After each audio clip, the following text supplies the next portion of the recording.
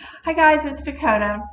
Let me just apologize if you hear that humming in the background. I've got the heaters on here in the witch cottage, and it's a little chilly out there today. It's like mid 40s and it's windy, and I came out here and it was cold, so I have the heater on. Hopefully we'll have a different heat and air conditioning source by next year that isn't quite so loud. You may not be able to hear it, but I can hear it and it's very disturbing. So if you hear it, apologies for that. So last week's video was about, I did a video on the beeswax candle magic. And I'm pretty sure, now I didn't watch the video. Sadly, I did not. But I put down a little note in my little notepad here that said part 2 correspondences. So I think that I did mention something about doing some correspondences to kind of go along with that. And that's what I want to talk about with you today. And the little disclaimer is, this is my opinion and this is how I work correspondences and how I feel about it. So if it's not for you, I completely get that and I understand that, and continue to do what you're doing if that's what works for you. But if you're interested in something maybe that you didn't know, or maybe that makes sense to you, go ahead and finish watching the video and see. You may like it and you may hate it. Who knows? I don't know. All I know is that this is what works for me, and I thought that I would go ahead and share this with you today. So I'm going to be looking over. I do have my notes so that I don't forget anything and that I can kind of stay on track.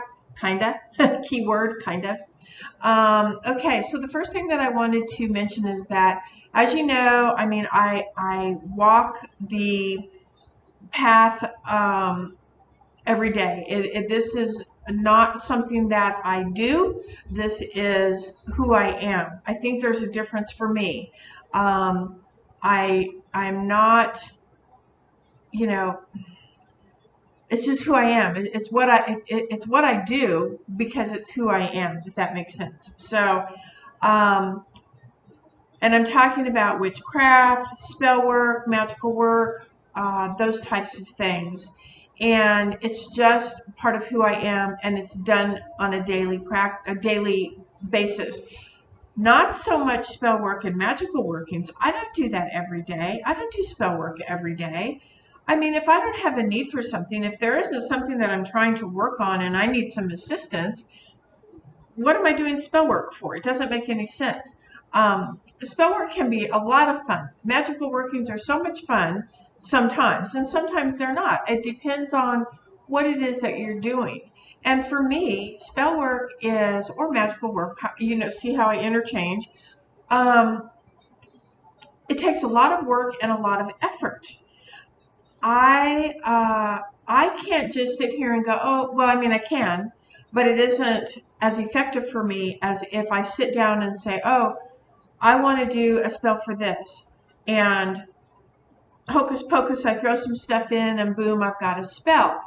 We can do that. I mean, as long as you know your correspondences and you know your intention and you've got your words down right so that there's no harm, and you're not again, putting out that spell for, oh, I need some money, quick money, I need quick money, but you're not really thinking out the words, and the next thing you know, you get the inheritance. I've talked about that to you before. We don't want to have any kind of thing like that. So planning your words and everything is really important. But for me, and because that is so important for me, I like to plan out my spell work. I want to, if there's something that I need, unless it's an immediate need, I will sit down and just sort of plan out exactly what it is that I want to do. What is it that I feel would work the best for this specific need or intention? Okay, so one of the things, as you know, that is my main go-to is fire. Fire is my main go-to, not just candle magic, but fire magic. I use my cauldron a lot and the candle a lot. My second go-to is herbs because I love earth. I love Mother Earth, and she is our She represents stability to me. She is a nurturer to me. She feeds us, and she nurtures us and takes care of us. So I love working with what she has to offer. Herbs, things that you just find in nature. It could be leaves, it could be acorns.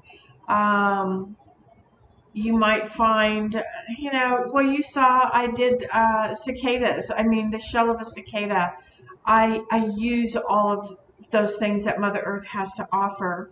I use those things. So those are Earth's offerings and Earth's gifts to me, and I use them in my working. So fire magic and earth magic, or using correspondences of earth, are my two favorite go-tos. Now, I encourage, and I am a firm believer, when you are doing your magical workings or your spell work, that I'm a firm believer that try to incorporate all of the elements in what you're doing. So let's take fire magic. If I'm doing fire magic and I am using my cauldron, the cauldron itself, we can look at the cauldron itself as earth, because it's solid. It's earth. It's earth. It's made from iron, which comes from earth. It holds whatever I'm going to burn in it. Or it holds water. It's for brewing. You can brew your magical potions in there if you want. So it is a vessel that holds, much like a chalice and much like a womb. And so then it also represents water. The things that you would put into the cauldron to burn, wood or herbs, or throwing our intentions in there, whatever that you're using to burn, there's your fire. Or perhaps you have fire underneath the cauldron because maybe you are brewing something. That fire, you already got your fire, and then of course your smoke is air. So I love the fact that that represents all four elements.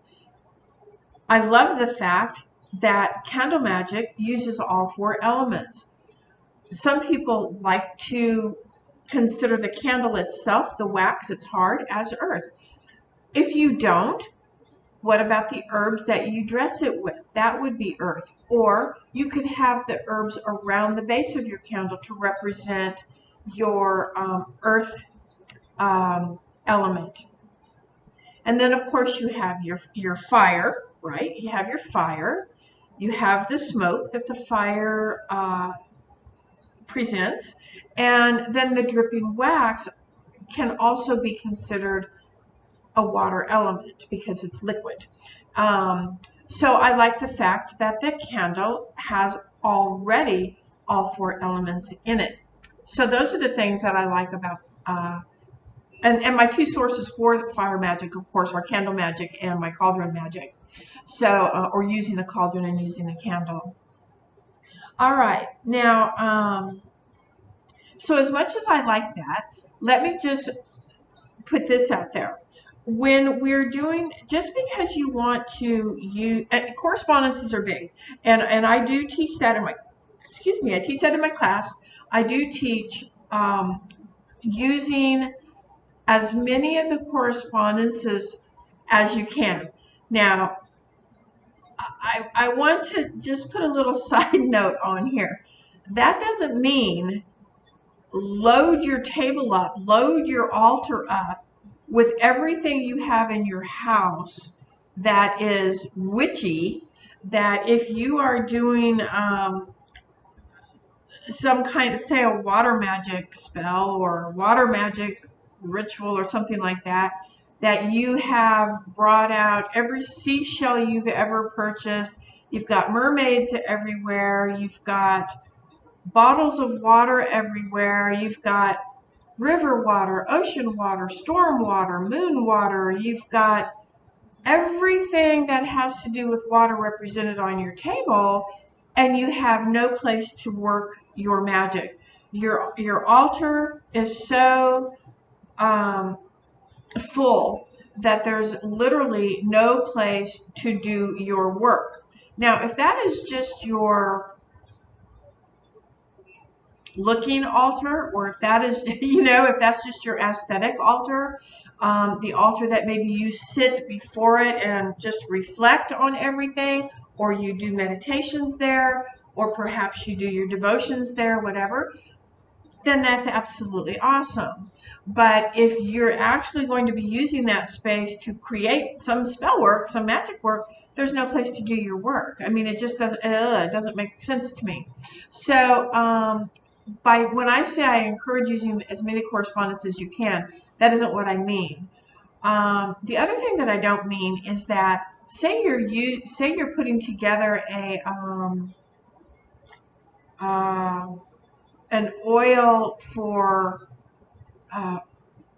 protection, or whatever oil that you're using, or water that you're using for whatever intention.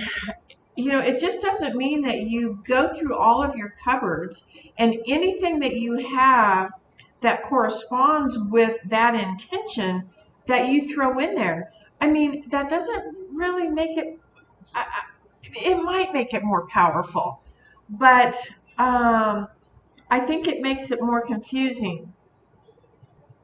Remember, regardless of what you do with your candle magic, your cauldron magic, your water magic, your protection magic, whether it's making oils, whether it's making bath kits, whether it's just writing intentions and burning them, lighting your candles and letting them melt down, whatever it is truly, truly, it all boils down to your intention. And for me, I do work with the elements as in earth, air, fire, water, on an individual basis as well. And what I mean by that is I've literally done ritual specifically with air to introduce myself to air and to ask air to work with me in a positive light.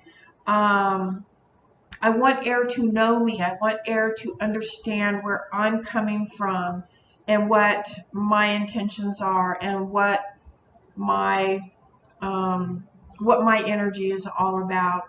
The same with all of the elements. So I work one-on-one with them. So I get to know them personally, if you will. And so they're very important, because that is what we live off of. You know, we live off of earth, air, fire, water. Truly, without those, we would not be here. So they're very, very important correspondences for me to work with, the elements. Now, the other elements that are available, of course, are your herbs and color, the moon and the moon phases, astrological signs, days of the week, dates, numbers. The list is long. It can go on and on and on. All of the correspondences that are available to you, deity, everything, trees, stones. I'm just trying to think. I have a book, and I will. I'll probably have the Llewellyn Book of Correspondences. It's a big, thick book. And what I'll do is I'll snap a picture. I didn't bring it out here to the cottage, of course. But I'll take a picture, and I'll post that at the beginning of the video, so you'll see that, or at the end of the video, so that you'll see that. But it's Llewellyn's Book of Correspondences, and I know Llewellyn, you know, look, everything, every company, every person at one time or another, somebody's going to say something bad about. That's just the way it is. So take her for what it's worth. I use that book quite often. I think the correspondences, as far as I know, what I've resourced, are pretty accurate. There are some that aren't, and I don't use those. Or maybe they are, but they don't resonate with me, so I don't use those, okay? It's all about what works for you and what resonates with you. But what I haven't, so the point of this video, now we're here. The point of this video is this. moon phases. We have your waxing moon, which is a time for manifesting your goals, manifesting your intentions, manifesting what it is that you need. It's a drawing to. In ritual, we draw down the goddess at the full moon. And then the waning moon is about releasing. It's about letting go, getting rid of those things that don't serve us, letting that stuff go. Traditionally, just using those 2 moons, I'm not going to go into all the crescents and the gibbous and all the other moons that are out there. But let's just use the waxing and the waning moon. So we have your waxing moon, which is all about manifesting, big, bright, let's manifest it. And then dark, let's let it go. So let's just take those 2 energies. All right. Well, here's how I see that, and this is how I work. And again, the disclaimer, this is how I work. This is my experience with those energies. And you are free to take some of this and use it, try it, and you're free to skip on to another video. I mean, but I'm going to share this. All right, so here is my dealio. Okay. Now, let's say that the moon is waning. The moon is waning. It is a time to let go of the energies that aren't serving our highest good. It's a time of removal. You know, it's a time to let go of and to remove. But let's just say I just got a phone call and my very dear friend is going in for some surgery tomorrow. It's an emergency. It's tomorrow. And they've asked if I can do some type of magical working or a spell work for a positive outcome. Am I going to say, but it's a waning moon? I mean, it's a waning moon. So, you know, I can't manifest that because it's a waning moon. It's a time to let go of. Wrong. What you can do is, and I would probably choose a blue candle. I might choose a green candle. When all else fails, I might use a white candle. I don't have an objection to using any color candle, and I'm going to tell you why. Because it's about my intention. It is about my intention.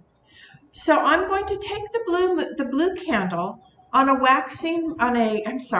I'm going to take a blue candle on the waning moon, and I am going to create a spell using herbs or powders,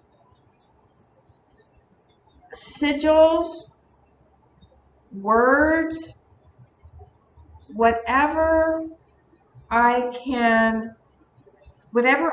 feel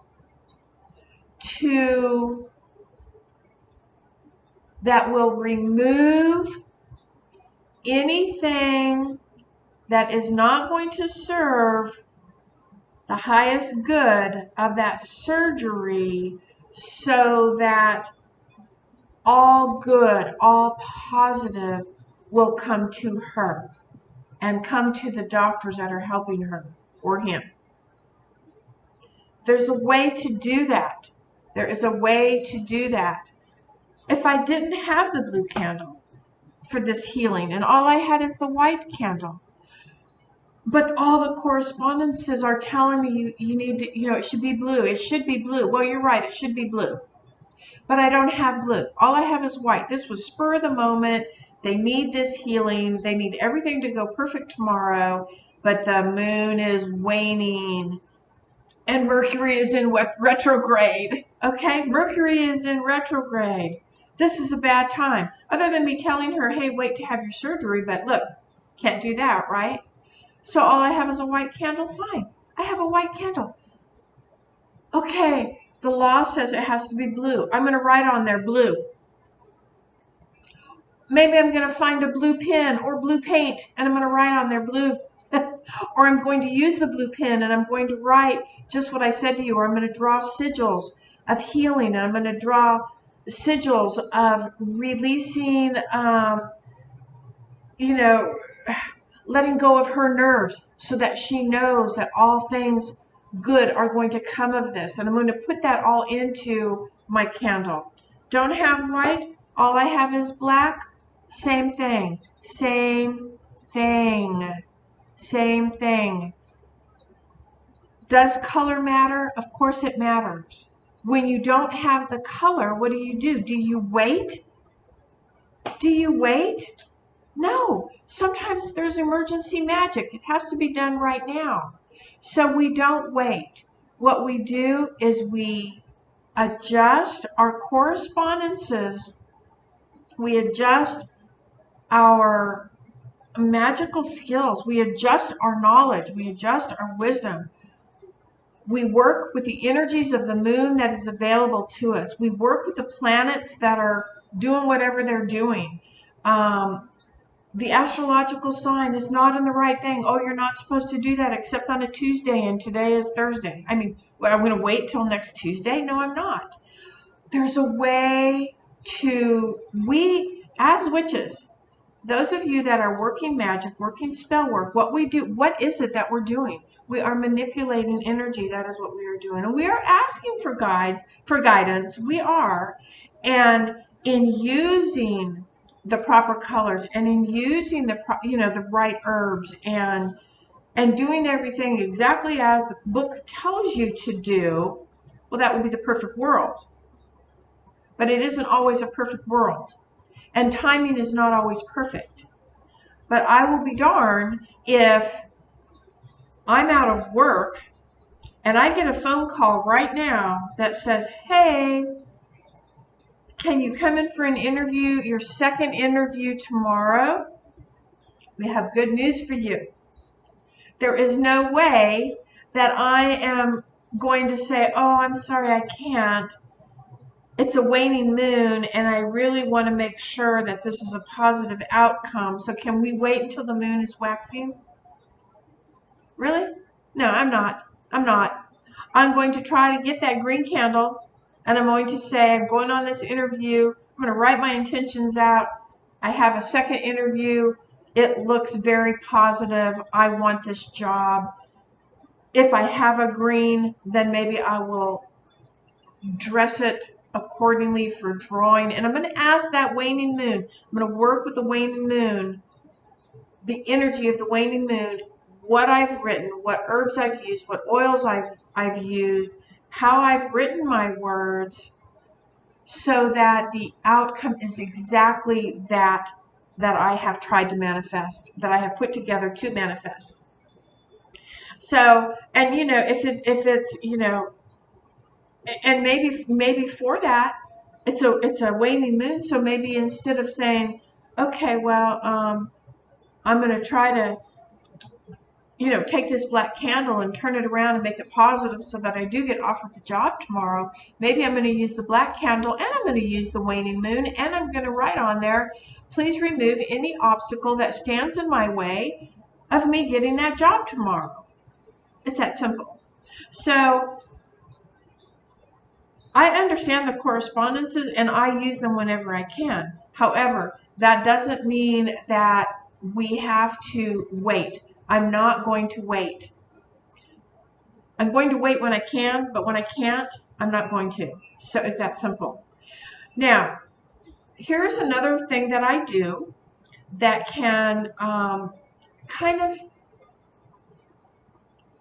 it makes life a little bit simpler for me when the moon isn't in its proper phase, and and the planets aren't lined up the way they need to be. It's not the right day of the week, etc., etc., etc.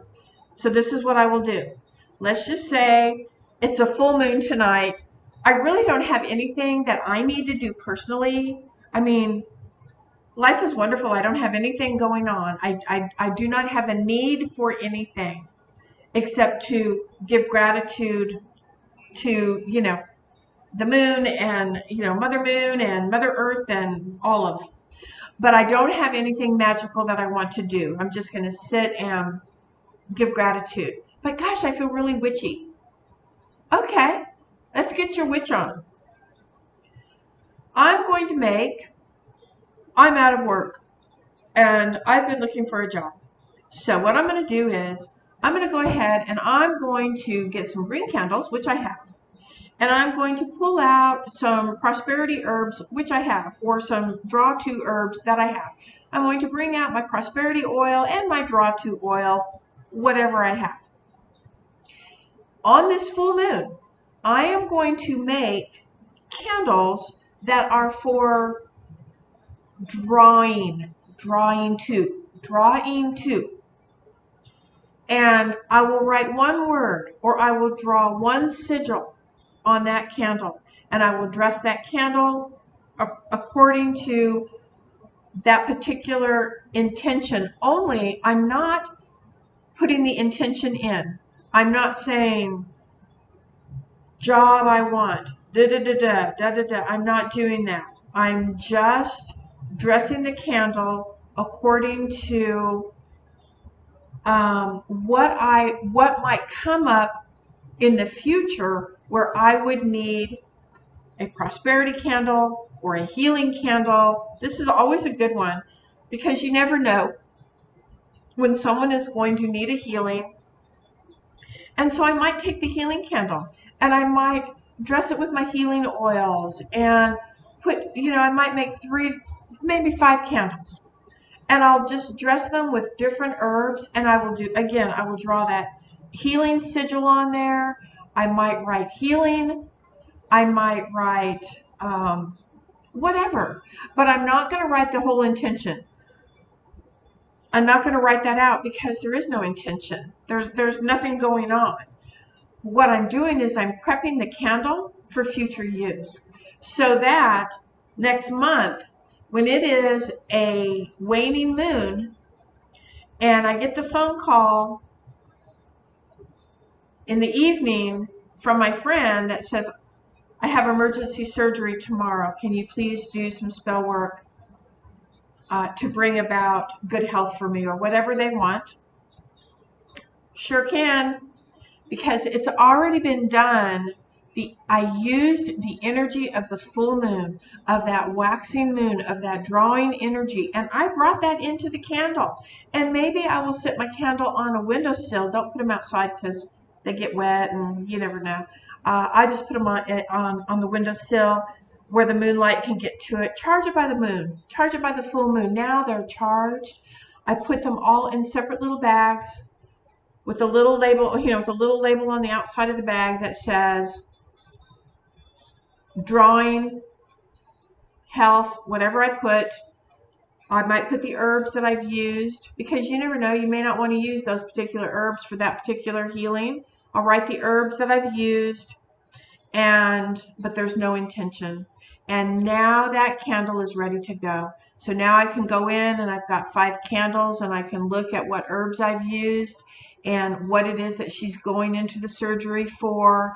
And I can choose the appropriate candle that has the appropriate herb on it, even though if it's let's say I did one with peppermint, which would be things dealing with the stomach, and I'm sure there's other things, but commonly stomach issues, but maybe they're having I don't know, something else, a thyroid surgery or a neck surgery or something like that. There might be a candle that I've dressed with a different kind of a herb that I feel it would work better. I can use it. I can pull it out. It's already been charged by the moon. It's already been dressed. Now what I can do, now I have an intention. So now I can write out my intention. May the doctor have steady hands. May she come through the surgery piece of cake. Everything is good. Da da da da da. And although that's already been dressed and it already has its herbs, and I may not be carving that into the candle, my intention, I can set it under the candle, or I can hold it and meditate with it. And when I'm ready, I can burn it and let it go. And the same with releasing. Something going on that you need to get rid of, you need to let go. Are you going to wait until the moon is just right and it's the right day of the week and it's the right time to do it. You can dress your releasing candles on a dark moon if you prefer, or on a full moon, because full moon is all about creating. But of course, on my releasing, I do all of that. Well, try to on a dark moon, but you can create your candle on the dark moon, and then you can use this. Doesn't matter what phase of the moon is in. It doesn't matter because you've created it under the full moon or under the dark moon. You've created it at that time, and you've already used the proper herbs, the proper oils.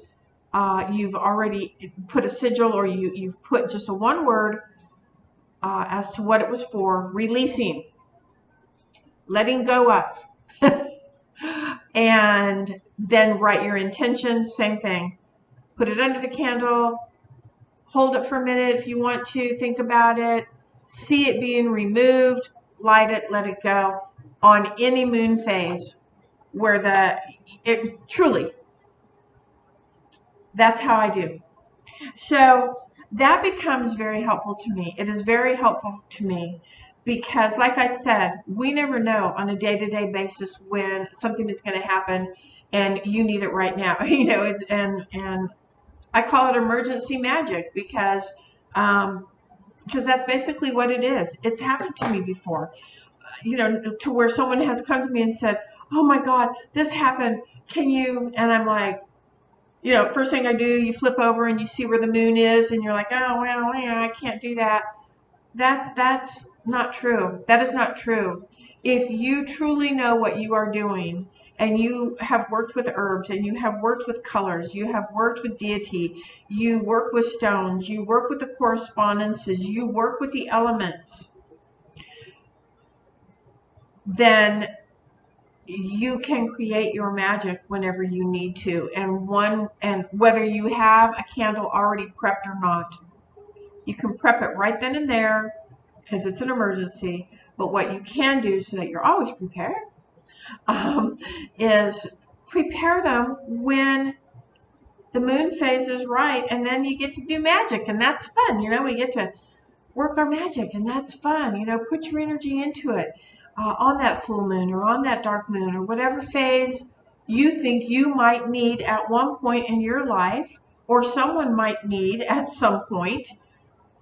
And create your magic. It doesn't have to be candle magic. You can make gree bags. You can make whatever you want on that full moon, on that dark moon, or if you don't use the moon phases, fine. Use your own energies and have them ready. But I would suggest the moons. She's pretty powerful. She's got some pretty powerful energy. And that's a gift. That energy that she has is a gift.